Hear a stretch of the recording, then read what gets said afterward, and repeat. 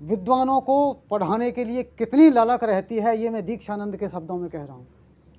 दीक्षानंद स्वामी समर्पणानंद जी, पहला नाम था उनका बुद्धदेव जी।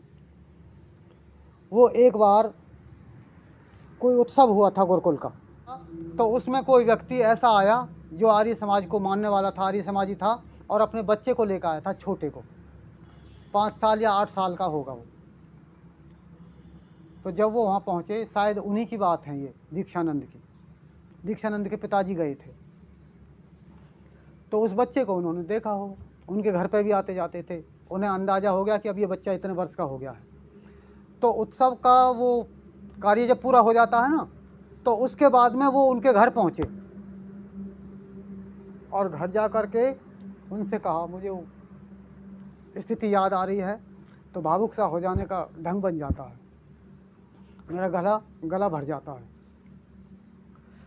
तो वो उनके घर पहुँचे और वहाँ जा कर के उनके पिताजी को बोले, अरे मैंने सुना है कि तुमने मेरे बछड़े को बांध रखा है।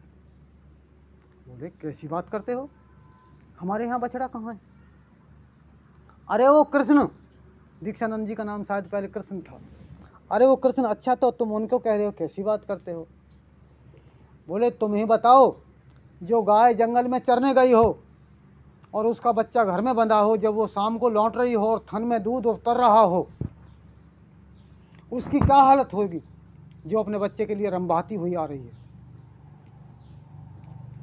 तो आचार्यों के हृदय में बच्चों को पढ़ाने के लिए ऐसी ललक रहती है जैसे गऊ को ये रहती है कि मेरा बच्चा कब मुझे मिले और कब ये दूध का बोझ मेरे स्तनों से अलग हो।